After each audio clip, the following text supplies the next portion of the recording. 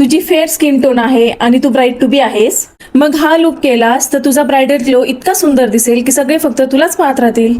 Fair skin ही खूप delicate आणि soft glowing असते. फक्त योग्य स्टायलिंग आणि मेकअप केला तर तुझा मेकअप खूप एलिगंट आणि ड्रीमी दिसू शकतो. सर्वात आधी आउटफिट सिलेक्ट करताना रिच आणि व्हायब्रंट कलर चॉईस कर. Red, emerald green, royal blue, wine, राणी पिंक आणि कोरल यासारखे शेड्स फेअर स्किन टोनवर खूप सुंदर उठून दिसतात. खूप लाईट पेस्टल शेड्स कधी कधी वॉशआउट करू शकतात, त्यामुळे कॉन्ट्रास्ट कलर निवडला तर लुक जास्त हायलाइट होऊ शकतो. ज्वेलरीमध्ये गोल्ड आणि rose gold tone fair skin टोनवर खूप छान उठून दिसतात. डायमंड ज्वेलरी किंवा कुंदन सेट वापरले तर लुक खूप क्लासी आणि प्रीमियम दिसतो. तसं सिल्वर सुद्धा छान दिसतं, पण आउटफिट नुसार ज्वेलरी मॅच करणं खूप इम्पॉर्टंट आहे. मेकअप मध्ये सर्वात इम्पॉर्टंट म्हणजे बॅलन्स बेस.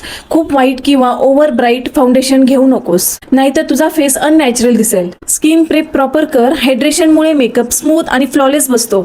आय मेकअप साठी पिंक, रोज गोल्ड, मुवा, प्लम यांसारखे शेड्स चॉईस कर. हे कलर्स फेअर स्किन टोनवर खूप सॉफ्ट आणि एलिगंट दिसतात. आय लायनर आणि मस्करा नीट डिफाईन केला तर आईज खूप सुंदर दिसतात. ब्लश आणि हायलायटर मध्ये सॉफ्ट पिंक, पीच अशी शेड वापर आणि सुटेबल हायलायटर लाव. यामुळे चेहऱ्यावर नॅचरल ग्लो येतो. लिप्स साठी red, cherry, coral, nude pink आणि पिंक असे शेड्स परफेक्ट राहतात. हे कलर्स फेअर ब्राईडला खूप क्लासी आणि फ्रेश लुक देतात. हेअरस्टाईल आणि आउटफिट तितकंच महत्वाचं आहे. हेवी आउटफिट असेल तर नीट वन किंवा स्लिक हेअरस्टाईल ठेव, ज्यामुळे ओव्हरऑल लुक एलिगंट दिसेल. जर आउटफिट लाईट वेट असेल तर सॉफ्ट कर्ल्स किंवा ओपन वेव्स परफेक्ट दिसतील. शेवटी कॉन्फिडन्स हा तुझ्या लुकचा सगळ्यात मोठा पार्ट आहे.